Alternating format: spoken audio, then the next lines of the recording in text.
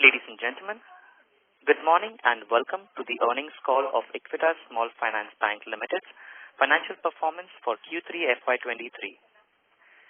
We have with us today Mr. P.N. Vasudevan, MD and CEO, Mr. Sridharan N., CFO, Mr. Murali Vaidyanathan, Senior President and Country Head, Branch Banking, Liabilities, Product and Wealth, Mr. Rohit Phadke, Senior President and Head Assets, Mr. Natarajan M., President and Head Treasury, Mr. Dheeraj Mohan, Head Strategy and IR, and Mr. Rahul Rajagopalan, DVP Strategy and IR. As a reminder, all participant lines will be in listen-only mode, and there will be an opportunity for you to ask questions after the presentation concludes. Should you need assistance during the conference call, please signal an operator by pressing star and 0 on your touchtone phone. Please note that this conference is being recorded.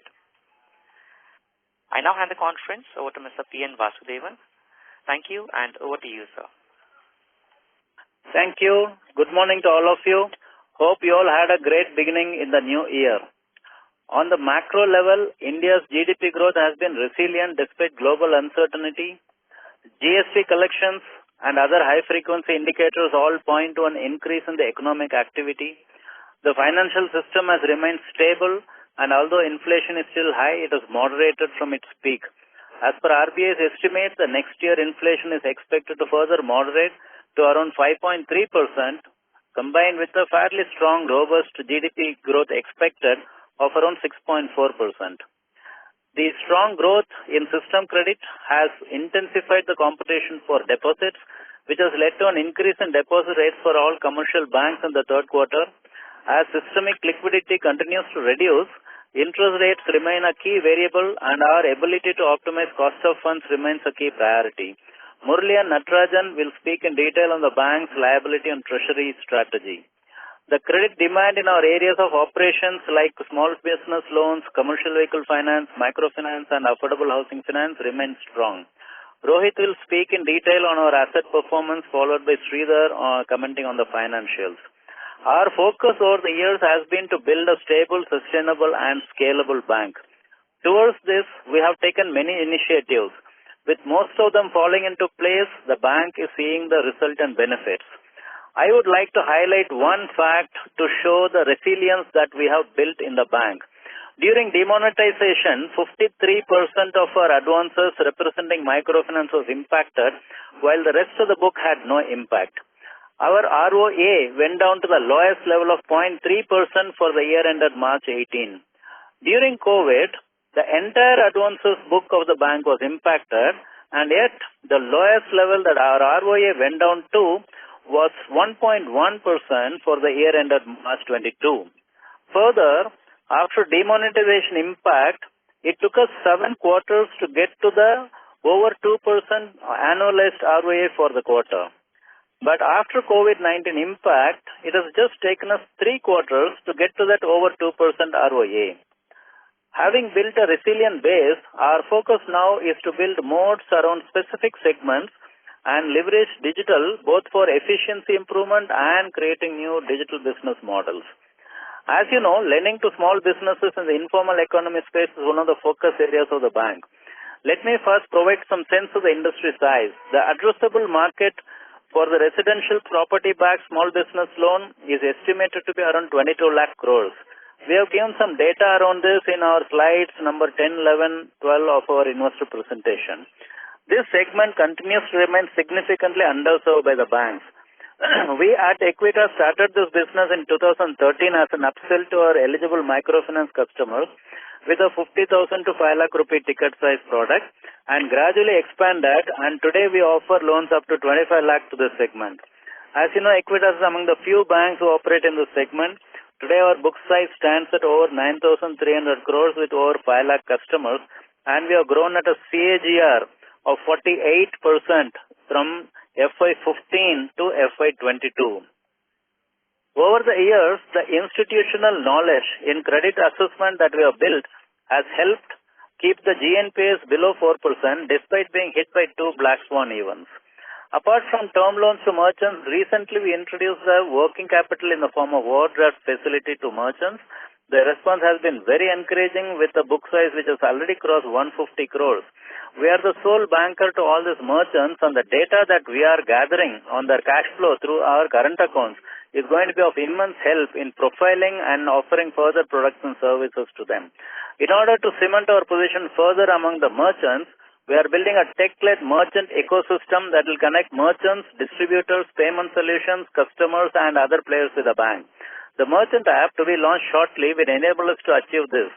The end-to-end digital current account opening process slated for launch this quarter is going to be one more element of this seamless ecosystem. We are confident that with our continued investment in the merchant space, Equitas will be able to create a niche in serving this segment, and over the next few quarters, we will give some updates in our progress. The second strategic initiative is revamping our various tech platforms and creating digital assets. Some of these, like the LOS, loan origination system for lending, which have gone live in phases, and the InsurTech platform, which will go live this quarter, should help improve team productivity, while others, like the revamped CRM system or the new IBMB native app, is going to enrich customer experience. The digital customer self-onboarding and acquisition app is also under progress and hopefully should build out. Mr. Vasudevan, sorry to interrupt. On the NRA segment. Your voice was breaking, sir. Yes, am I clear now? Yes, sir.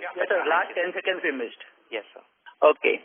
Given that our products and service offerings have found a good resonance with the mass, affluent and NRA segments, we would be opening a few marquee branches in major towns to enable us to give them a differentiated experience and also further improve the branding of the bank in that town.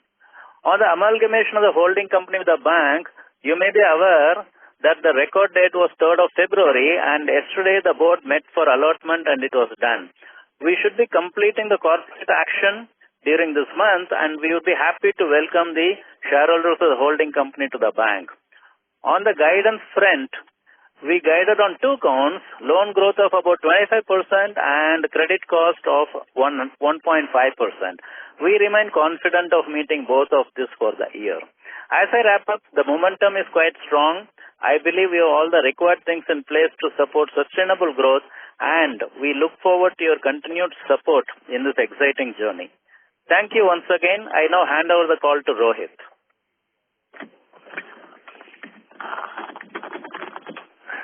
Good morning to you all. On the asset side, our advances grew 27% year-on-year and 9% quarter-on-quarter. Our last quarter disbursements grew 68% year-on-year to 4,797 crores. This marks the highest ever disbursements in a quarter. Strong disbursement was witnessed across all product segments, with the bank's flagship product SBL clocking a year-on-year disbursement growth of 73%. We continue to see strong demand across segments. Disbursements in new products, that is affordable home loans, used car loans, and merchant overdrafts stood at 12% for this quarter. Small business loans, the bank's flagship product, at 37% of the advances, continues to be the largest business for the bank. As Vasudevan mentioned, we are one of the largest lenders in this segment, and we want to maintain our dominance in the small business lending space. We have launched a new loan origination system for the business, which we are piloting in 15 branches and hope to adopt it across the country in the next 3 to 6 months. This will help in both productivity improvement and cost reduction. In small business loans, we see a strong demand for retail loans as indicated by the increased number of logins. The vehicle finance business has come back strongly, riding on the back of the growth in CVs.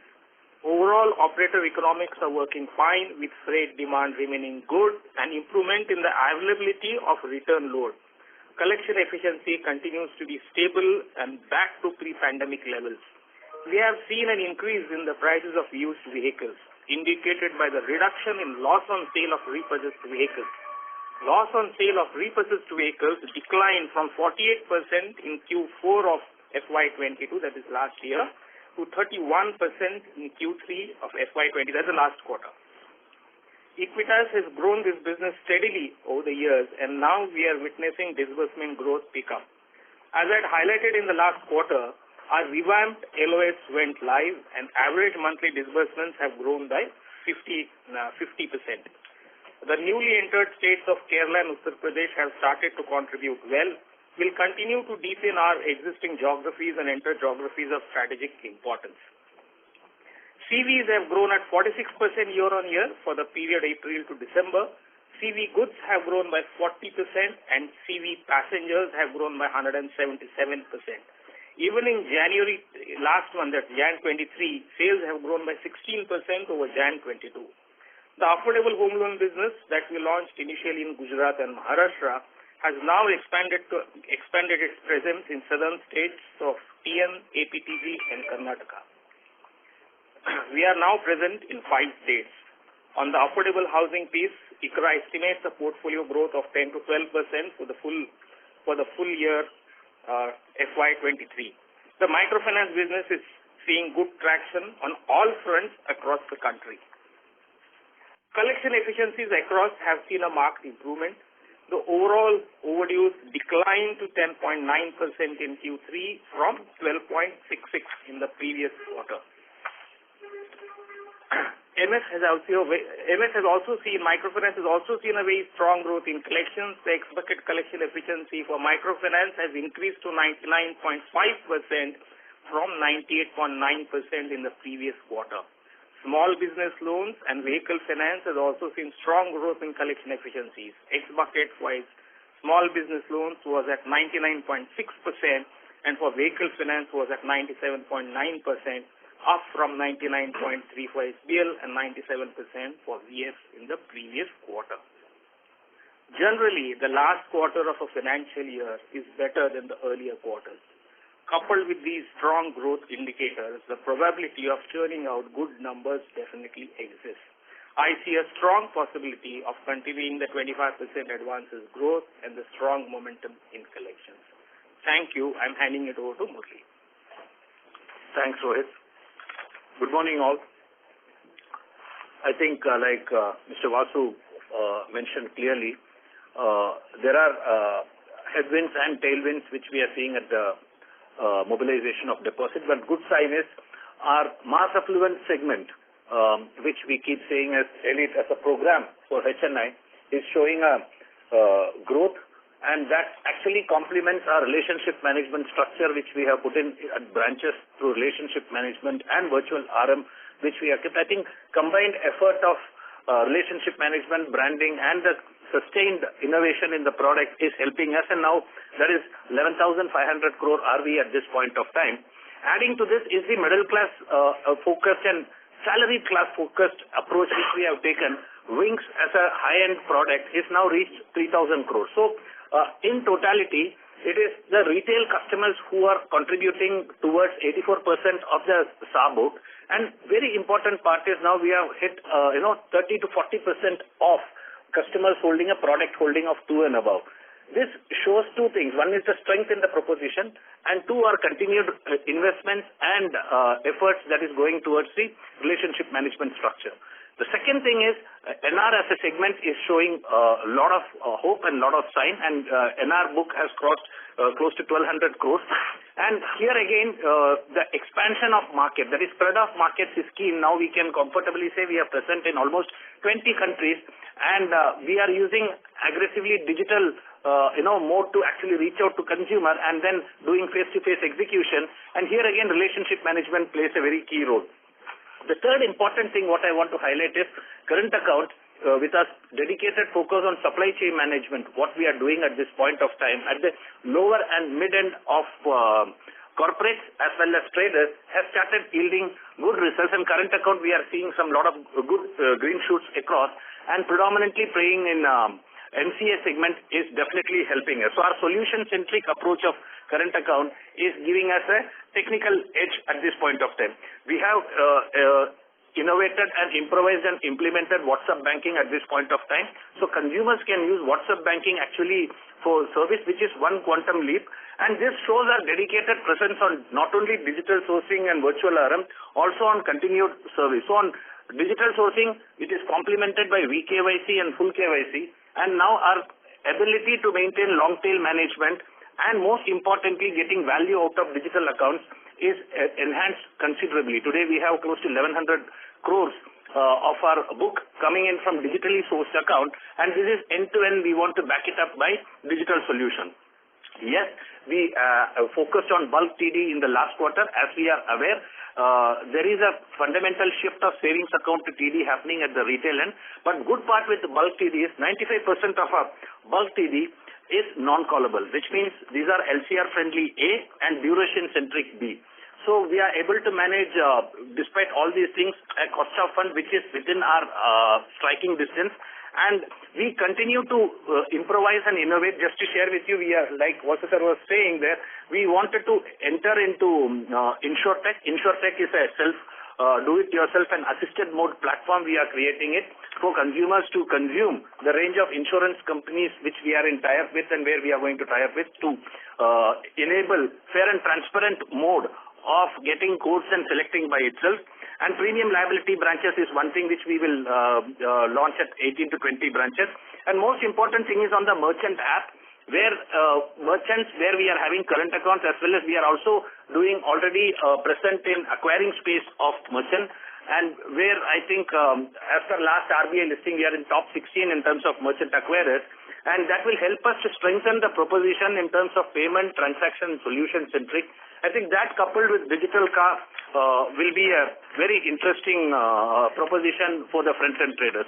Overall, yes, situations are challenging, but the money will shift from one pocket, but there is enough optimism and enough work going around to get the digital and new products right. Let me hand it over to Nat to give us the view on Treasury.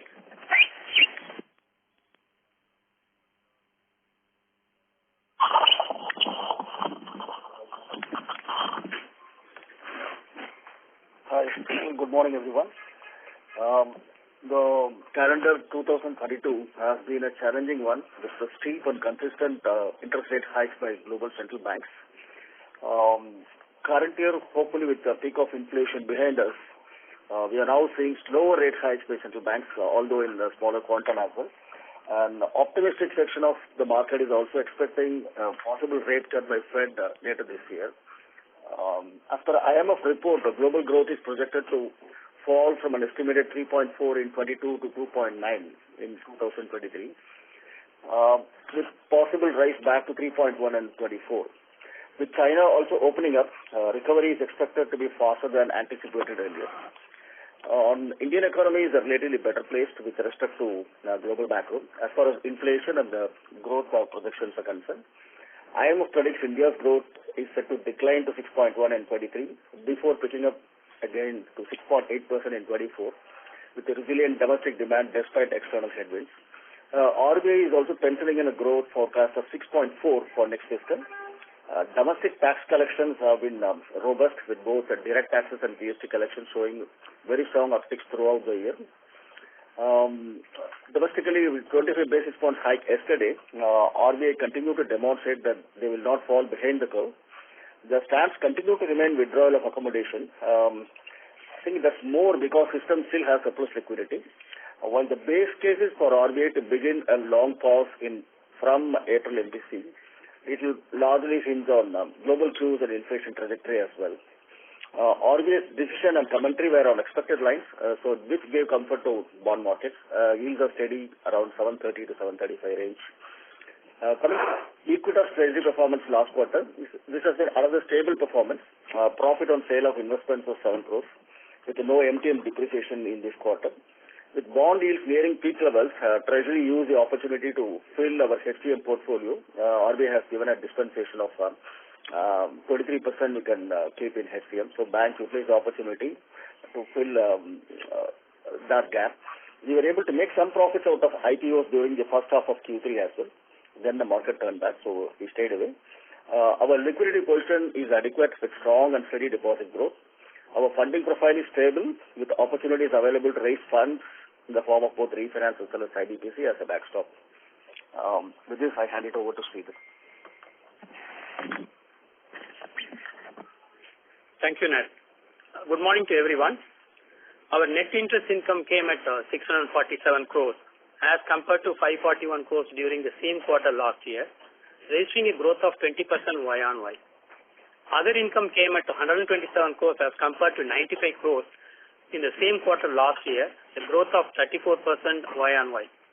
Net income grew at 22% Y-on-Y and came at 774 crores for the quarter as compared to 636 crores during the same quarter last year. On the operating expenditure, the total operating expenditure came at 495 crores as compared to 411 crores during the same quarter previous year, a growth of 20% Y-on-Y. The employee expense increased by 21% Y-on-Y, and 90% of the employee additions in FY23 have been in business team as the bank is investing for the future. Other operating expenditure decreased Q-on-Q basis by 5 crores. On PPOP, the pre-provisioning operating profit came at 279 crores as compared to 225 crores during the same quarter previous year, registering a growth of 24% Y-on-Y. PPOP as a percentage of average assets expanded Y-on-Y to 3.62% from 3.52%. PAT for the quarter came at 170 crores as against 108 crores during the same period last year, registering a growth of 57% Y-on-Y. Now moving on to asset quality and provision. The bank carries a total provision of 580 crores with NPA provision of 438 crores and standard provision of 142 crores. The bank in this quarter has utilized 36 crores of COVID restructured loan standard provision during this quarter and continues to hold 60 crores in standard restructured loan provision, which may be utilized in the following quarters as and when it gets released. In order to strengthen the PCR, the bank made additional provision of 27 crores towards COVID restructured retail LAP loans that have become NPA. GNPA improved by 93 bps Y-on-Y and came in at 3.46% in Q3 FY23 as compared to 3.82% in Q2 FY23 and 4.39% in Q3 FY22. NNPA came at 1.73% in Q3 FY23 as compared to 1.93% in Q2 FY23 and 2.38% in Q3 FY22. The provision coverage ratio stands at 50.84%. As of December 31, 2022, the total CRAR is at 24.28%, comprising of Tier 1 at 23.74% and Tier 2 at 0.54%. With this, I would like to hand over to operator and we'll be happy to take questions from your end. Thank you. Thank you very much. We will now begin the question and answer session. Anyone who wishes to ask a question may press star and 1 on the touchtone telephone. If you wish to remove yourself from the question queue, you may press star and 2. Participants are requested to use handsets for asking a question. Ladies and gentlemen, we will wait for a moment while the question queue assembles. Anyone who wishes to ask a question may please press star and 1.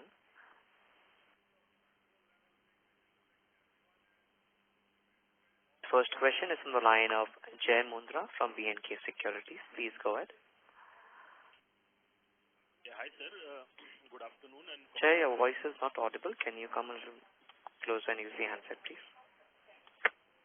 Yeah, hi. Is this any better? Yes, please go ahead. Yeah, hi sir. Congratulations on a great set of numbers and on your reappointment also. Firstly, sir, if you would like to share any key changes in your terms of employment or remuneration detail, if any you would like to sort of shed some light there. The board has recommended a 3-year renewal of my term, and that has been given to RBI. So we'll be awaiting RBI approval for that 3-year extension. In terms of the terms of appointment and all that, all these terms, are subject to RBI approval, and there is no significant change in the terms of appointment. So whatever was there earlier or whatever is there currently, it will be on similar lines with only the normal marginal increases that normally happens in compensations year on year. Right. Okay. Thanks, sir. Secondly, sir, on your cost of deposit, right? So your SA deposit cost is 6.25 and TD is 6.6%, right? So, what is the thought process of the bank in terms of, now the business has become, the business growth should become, let's say, normalized at above 25%. How do you want to, what is your strategy on the funding mobilization? Where would you look more incrementally between TD and SA? Because the cost differential is not that significant. So how should one look at your relative importance on SA versus TD? See, basically the focus of the bank would continue to be to mobilize CASA as much as we can as a first priority, because of not just the fact that it may be at a lower rate of interest, but also because it also gives you a lot of other relationship with the depositor, and so you always look for that. But then in a scenario like today where the interest rates on deposits is increasingly getting further away from the interest that's available on a savings, so people are bound to put their money from savings to deposits. So we'll have to live with that reality for some time to come now. So what we should see is that we are currently 46% to CASA, and we'll have to see how much we can try to retain it at anything in the range of 45%. I think that will be a great achievement if we can do that, with the remaining coming in the form of deposits. Right. No, so what I was trying to understand, sir, now if you have to increase the deposit rate because your growth should also be reasonably strong, would you be tempted to increase the SA rate also from here onwards, or the SA rate is more or less similar, there will not be too much tinkering, and then you may look at raising TD to fund incremental growth? Yeah, I think there's no particular plan today to touch the SA rates at this point in time. So largely the rate changes will be on the TD part of it. Sure, sir. And last two questions on the restructuring, sir. Now we have given the entire 1+ DPD book, but if you can quantify the restructured book for as of December. I think last quarter it was some 700 something. Yeah, Jay, this is Rohit here. So the restructured book stands at 730 crores with 244 crores in GNPA and only 76 crores in 61 to 90. Okay. Sorry, sir, if you can repeat that. I think the total number is 730, right? Total number is 730 crores. Right. And of which, how much is already NPA? 244 is already NPA, and 76 is in 61 to 90. The rest is all in the lower buckets. Okay, understood. And any provision, the 60 crore provision is the outstanding against the 730 minus 244 crores of standard assets, standard restructured book. Yes. Right. And last question, sir, on your this corporate restructuring, structuring. When do people get the shares of the holding company in their demat account? I mean, rough indication. See, yesterday the allotment has been completed by the board for the shareholders. So we have to now do the credit of the shares, the demat account of shares. I am told that it might happen in the next about 10 days or so. After that, we will apply for listing and it should get listed. So I think in about a couple of weeks, I think the whole action should be completed. Subject, of course, to a lot of processes that need to be completed with the NCA as well as with the stock exchanges. Subject to all of that, I think in about a couple of weeks, the share should be available for trading. Sure, understood. Thank you so much for your time. Thank you. Thank you. The next question is in the line of Deepan Shankar from Trendline PMS. Please go ahead. Good morning, everyone. Thanks a lot for the opportunity and congrats for great set of numbers. So firstly, wanted to understand this microfinance disbursement has grown substantially well during the quarter after many quarters. So are we started seeing profitable growth visibility in microfinance segment, and do we expect this growth run rate to continue in the coming years? Hi, Dipen, Rohit here. So, yes, microfinance is profitable. It was profitable last quarter also. We will continue to see the growth, but we have always said that, as a part of the total advances, we will keep the microfinance book restricted between 15 to 20%. So that remains our stand. Okay. So now with microfinance, vehicle finance and SBL picking up in disbursement growth, so do we foresee strong credit growth in excess of 30% over next 3-5 years? So we've always, you're talking about for all the products. Yes. Yeah. So see, we've always said, that we'll grow at 25%, and we'll maintain at that. If more comes, good. Aspiration is definitely more, but 25% is something that we stick to our guidance. Okay. Thanks a lot and all the best. Thank you. Thank you. The next question is from the line of Ranesh Bhuva from ICICI Securities. Please go ahead. Yeah, hi sir, and congrats on a good set of numbers. So sir, just two questions from my side. So one is on these, the merchant acquisition strategy. So sir, what is the sourcing strategy, or let's say, what are the tools we use to acquire merchants? Hi Ranesh, Rohit here. So as we had said last time also, this merchant OD product is offered to small merchants. Currently, we were offering it to our own customers. So we have a huge base. We had shortlisted about 70,000 customers with CIBIL scores of more than 700. And the way we acquire SBL loans in the market through references and direct calls. So similarly, the same thing happens with acquisition of merchant OD also. But we also plan to now do a digital acquisition through QR codes, but that's in the future. Currently, we are sourcing merchant OD business as we source the current SBL. So basically, this is the cross-sell product for SBL.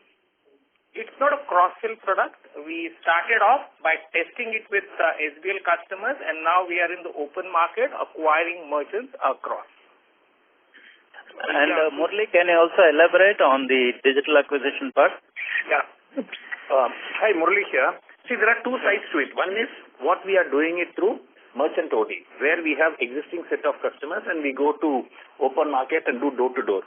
Second is targeting only those set of customers who are interested in payment, transaction and settlement sort of things, which means you will give a solution of POS or QR or payment gateway.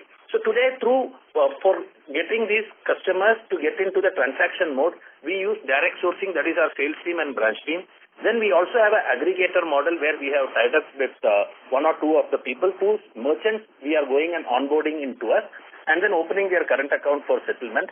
Third is we have limited opportunity on payment gateway. We have given up to 100 payment gateway solutions. Now on QR, every current account customers, if they classify as traders, the instant delivery of checkbook goes along with the QR. So the instant transaction mode and the settlement mode happens. So today, just to give you a rough figure, we have close to 17,000 POS machines already running, which is giving you a Equitas slip. We have 45,000 active QR in the market where we are doing sending, collecting and doing transaction for these merchants through current account, QR and POS machines. And third is close to 100 customers who are our payment gateway. This is on one side where we go on debt-free customers and payment and transaction mode through digital sourcing. For existing current account customers and for existing SBL customers, we cross-sell this merchant OD as an opportunity for traders. These are the two legs of merchant acquiring strategy. And now to enhance that, we are creating a merchant app, which Vasu sir was saying, where by quarter end we'll go for a trial and then limited market exposure, wherein a person or a trader can download the app and start transacting. And if he wants to link it to his existing account, he can, and he'll be given a choice to open a digital current account also. So it's a long-drawn strategy on physical, aggregator, and direct-to-market through digital mode. Got it, sir. Got it. I think I have a few more questions on this, but I will take it offline. Thank you. So secondly, in terms of the profitability, and thanks for sharing a few more details on the SBL side. So now, if we look at the the ROA metrics for us, I mean, so as per our PPT, SBL ROE is close to 4.5%, which is 33% of the book. MFI, I'm assuming it will be, since the cycle has normalized, and if you look at the peers, ROA would be anything more than 4%. So, so in nutshell, almost 50 to 55% of our AUM is generating above 4% ROA. Wherein if you look at the blended ROA of 2%, essentially which means that the vehicle financing profitability metrics will be much lower. I mean, if you can just throw some light on this segment-wise profitability will be helpful, sir. Yeah. This is a little early, so I think this is first time we have given an indication on the SBL ROAs, mainly because it's linked to our internal transfer pricing, which is today not equal to the cost of funds which we publish because we add the landed cost or the cost of mobilizing deposits, which is why we don't give segment-wise profitability. Okay, you can compare it with the industry. Vehicle finance, there are enough of peers to compare it. Small business loan, again, there are some NBFCs which are in similar segments. Microfinance, anyway, is a well-researched space. So you can do, rough sum of parts, but I think we are not at this point in time wanting to give segment-wise ROAs. However, it's safe to assume that, yes, on the asset side, the core or the main flagship products, ROAs will look good given that the credit cycle has turned, credit demand is there. However, the bank is also investing, in future growth in new products, like we had spoken about, the merchant OD, affordable housing is in limited branches. So that's also places where the bank is investing apart from technology. And also what Murali had spoken about, the plans around the premium branches, etc. So you'll have to adjust for all of that, but we are hoping that we can sustain this level of profitability and see ROE expansion. Yeah, okay, got it. So again, a follow-up on that is, in this quarter, our credit cost is sort of abnormally lower than, what we expect to be on a steady-state basis of 1.5%. So how confident we are, will sustain this 2% plus ROA in coming quarters? See, on credit cost, while you've said is abnormally low, what we would like, our steady-state credit cost, if you exclude the black swan events, were close to about 1%. And what we had said is we would try to trend towards that. So next year, hopefully, we will have business as normal and look at a credit cost, hopefully, in that range. So I think we are yet to give next year's guidance, but hopefully business, everything remains normal. So today we are at 0.84 is the credit cost. So the margin to revert back to normal is not that far away. So it's not that we have got an extremely abnormal credit cost. And also, from a credit cost perspective, we would like our PCR to go up to about 60%, hopefully by FY25. So there is some bit of that intent which will start showing in terms of provisions. Got it. Okay, so just correct me, if I heard you right. So you are saying the normalized credit cost will be 1% and 1.5% what Vasu sir highlighted during opening remarks is just for FY23. Yes. We had checked that. So 1.5 in the beginning of the year, keeping in mind COVID and the provisions we have to make. It's not steady state, basically. No. It's not steady. Steady state, hopefully we will revert back to what we were. Got it. During pandemic or non-demon period. Got it. Thank you so much, and all the best. Thank you. Thank you. The next question is from the line of Punit Balani from Nomura. Please go ahead. Hi, am I audible? Yes, please go Yeah, ahead. we can hear you. Yeah, sir, my question is on the margin bit. Firstly, like you reported stable margins QOQ, but your cost of funds increased around 16 bips, what is reported, and your yields were broadly flat. So what am I missing here? Like, So the yields are on the loan book. NIMs are on interest earning assets. So what you have missed is treasury assets. Okay. So the treasury assets as a percentage of balance sheet has roughly remained same at 20%. But like what Nat said, the treasury yields have actually gone up in Q3 compared to Q2 with the investments or the instruments earning higher yields. So 7+ I think is what they've tried to earn. So that's actually what's cushioning some bit of what you would have seen. Right. Got it. And on the second bit, on the microfinance book, like, compared to peers, our PCR is relatively low just on the microfinance bit that you mentioned. So, like you mentioned, increasing in FY24 with a credit cost target of, around 1%. So, if we are we planning to increase, our PCR in the microfinance book? Any color on that? Yeah. So credit cost for next year, hold on. Hopefully, we'll give it next quarter. I just said 1% is generally where we revert to.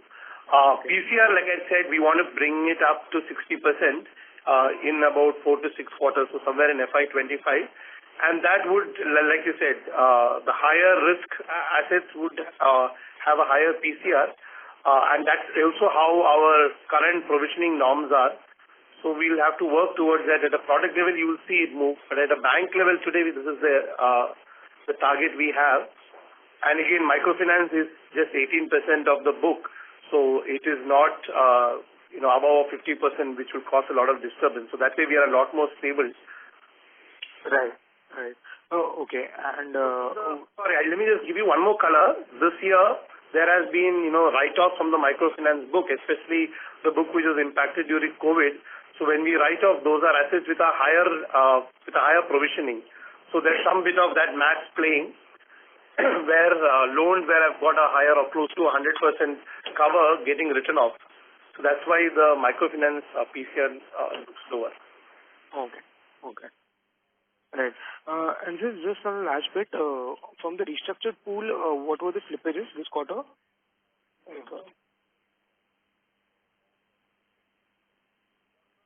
Hello. Give us 1 second. 1 second. Yeah, just give us a second.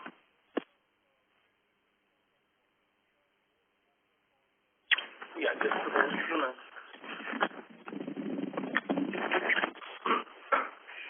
So slippages were at 286 crores against 314 crores last quarter, and this is slippages on a daily basis. That is what. Yeah. Restructured book. Yeah, 85.99 crores was the slippages on the restructured book. Okay. 85 crores. 86 crores. Okay. Got it. Yeah, that's it. Thank you. Thank you. The next question is from the line of Jyoti Khatri from Arihant Capital. Please go ahead. Yeah, thanks for taking my question. I'm audible? Please use the handset. You'll be more clearer. Yeah, am I audible now? It's slightly better, but the voice is still muffled. Yeah. You may go ahead. Yeah. If it's muffled, I'll let you know. Yeah. So what is the guidance for credit cost for current fiscal? I'll move on to that. Yeah, you said 1.5% is for the current financial year. Okay, so how much has been for the first 9 months? Sorry, how much has been? How much is this credit cost for the first 9 months of current fiscal? For the first 9 months, we would be about 1.64%. Okay. Now this 1.5% also includes the provision on the standard restructured assets?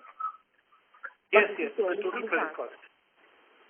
Okay. And you also mentioned that, you have 60 crore of provisioning on the standard restructured book, which you're going to utilize in Q4. Yeah, sometime in the next 4 to 6 months, yes. And how much it was utilized in the current fiscal? So it depends on how much got utilized here. How much got utilized in the current? 26 crores in the current quarter. Sorry, 20? 36 crores in the current quarter. Okay. But I just want to understand why there is a withdrawal of the provisioning on the standard restructured book. It should be the other way down. There should be increased provisioning, on that book, right? And also some color, how is the asset book, the standard restructured book performing now? It's Sridhar here. The reversal happens, when actually it moves to a normal standard assets or it moves into a NPA because the NPA provision gets attracted under the IRAC norms. So that's the reason, no, there's a write back happens actually. Yeah. This is as per the RBI COVID guidelines, so we do that actually. We retain the standards of provision till the time the recovery is made and or no move to the NPA, then the NPA provision is applicable. Otherwise, you're satisfied with the current provisioning that you hold, on these assets? I mean, a restructured standard book. Yeah, said this is required to ensure the optimum audio quality on the call. Yeah, I'm using handset only. Very clear. Yeah. Yeah, I'm saying, are you satisfied with the current provisioning on the standard restructured book that you're having right now? Current provisioning on standard restructured book. Yeah. Yeah. See, basically, when we restructured last year, under the COVID guidelines, we were required to provide certain provisions as per the RBI guidelines on the restructured book. And now it's been almost, 15 months or so, 12 to 15 months of restructuring, post-restructuring. So some of them have moved into NPA, and whichever has moved into NPA, anyway, the provisioning as per NPA norms will take over. But some of those assets have remained standard after about 12 to 15 months of restructuring. And but we continue to carry those provisions in the book of standard restructured book. And as per the guidelines of RBI, whenever those accounts have crossed that specified period, and don't ask me what is specified period, it is defined by RBI in some manner, but it's typically anything beyond 12 months and above. If an account has remained standard, then that provision is not required any longer to be kept by the bank. So that is where the write back comes from standard restructured book. And when that, so for example, in the third quarter, we had a 36 crores of provisions which was released because those accounts had crossed that specified period and were not an NPA by that time. They are still remaining standard. So 36 crores got reversed, and what we did is we used 26 crore of that to make additional provisions on some part of the restructured book. So that's what we'll do. So we have another 60 crores coming up like that. So if those accounts for which the 60 crore provision is there continue to remain standard, and then they cross then to in that case. So Vasudevan, sorry to interrupt. So your voice is breaking. Yeah. Can you hear me now? Slightly better, sir. Hello? Yes, I'm Hello. Yes, sir. We can hear you now. Please go ahead. Yeah. So when that 60 crore, when those assets, that 60 crores or whatever a part of that might get released, and then we will take a call how much can be pushed back on further provisioning wherever we feel there's a stress. So that's how it is done. Okay. Got it. Thanks, sir. Thank you. The next question is from the line of Ashlesh Sonje from Kotak Securities. Please go ahead. Hi, sir. I hope you can hear me. First question is on the OpEx front. We have seen a decent addition of about 1,000 employees over each of the last 2 quarters. Would we say that we are done with most of the employee addition? And secondly, on the same point, which business segments are absorbing most of these new employees? Yeah, before I give it to Rohit to talk on which businesses are absorbing people, no, we'll continue to add people because we have, next year's growth and all of that we have to start hiring for. So we don't see the manpower plateauing or flattening. So we will continue to add people. And most of the people are getting added across businesses because we are seeing strong credit demand. And as you see, that's also translating into increase in disbursement. Yeah, Ashlesh, Rohit here. So as you know, as Vasu sir also mentioned, that we are adding new products and we are expanding the products of affordable home loans, used cars. So obviously, as we expand into new geographies, we will need to hire manpower. Even the current small business loans, as we are deepening geographies and we are moving more into non-TN geographies, we will need to add people. So I don't think we have plateaued off on the hiring of employees. We will continue to hire people. That's it. Okay, perfect. And secondly, on the gross slippage front, the slippage number still seems to be slightly on the higher side at around 5%. I understand that we did a change in the way we compute gross slippages. The voice Hello? is very clear. Ashlesh? Hi, sorry. I hope this is better. Yes, this is better Yeah. now. Hi. On the gross slippages front, the number still seems to be slightly on the higher side, although I understand that we made a change in the way we look at slippages last quarter. But still, how would you see this number trend going forward? And at the same time, can you give a segmental breakup of slippages for this quarter? Yeah, the segmental breakup we can't give at this point in time, but you'll have to look at this number, I think, in isolation, because these are not quarterly ended numbers, these are on daily basis. So it might be casting the wrong impression. Right now, slippages are in a comfortable zone, and it will trend downwards as the restructured book starts to wind off. We still have about 700-800 crores of it. But otherwise, it's in a comfortable zone, and there is some scope of it to improve.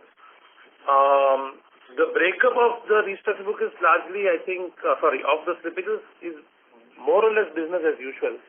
So we'll try to see if we can incorporate from the next presentation onwards, but we don't see this as a practice across. So let's just rethink that and come back. But don't look at these numbers, in comparison, because I don't know how many of them are actually putting it the way we are. So these are daily slippages numbers. Have you made a change in the way we look at slippages this quarter as well, or we are sticking to the last quarters? Yeah, last quarter. Okay. That way, from last quarter to this quarter, it has come down. If you see gross slippages and net addition, those two numbers have actually improved. So it's likely to improve in the next quarters too. Okay, perfect. And basically what we are doing is our gross slippage, if an account becomes an NPA, let's say in the beginning of the quarter, and if that NPA is resolved within that quarter, we are not netting it off. We are showing it both as a slippage and as a recovery. So that's what we are displaying. So we are not netting off the collections or recoveries out of NPA during the quarter. So to that extent, if you want to compare it with any other industry player, you'll have to figure out what they do and how they do, and we have to see how to get the similar data and then start comparing. Understood, sir. So, but just sorry to push on this point. Would you still see Would you still be seeing higher slippages from the vehicle finance book even now? As Dheeraj said, we are not giving segmental data on that, and I don't know whether we will want to give going forward. That you raise a point, we'll look at it internally and then see whether we should be able to give or not. But what we can tell you is that over the next 3-4 quarters, we should see this gross slippage also coming further down as the restructured book kind of runs off from the bank. The rest of the non-restructured book slippages are definitely lower, and so this should anyway trend down over the next few quarters. Understood. Thank you, sir. Those are all my questions. Thank you. Thank you. The next question is from the line of Abhishek from HSBC. Please go ahead. Yeah, hello everyone. Thanks for taking my question and congratulations for the quarter. I just have a question on OPEX ratios. So just if I look at cost to assets, broadly 9 months versus last year, full year, it's more or less flat. But incrementally, as your growth recovers, asset quality improves. What kind of improvement do you think we could see in that metric? The cost to assets is about 6.4.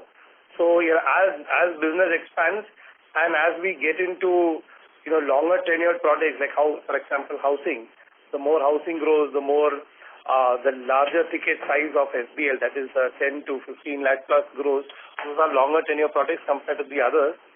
And our average assets, duration of our assets is about close to about 2.2 years. So that also will start moving higher. You will see this cost down. So we have been at sub 6. So I think that's something which slowly will start trending for this reason. So Dheeraj, for FY24, how much of an improvement should we expect? Would it go sub 6 in FY24 itself, or is that a longer term target?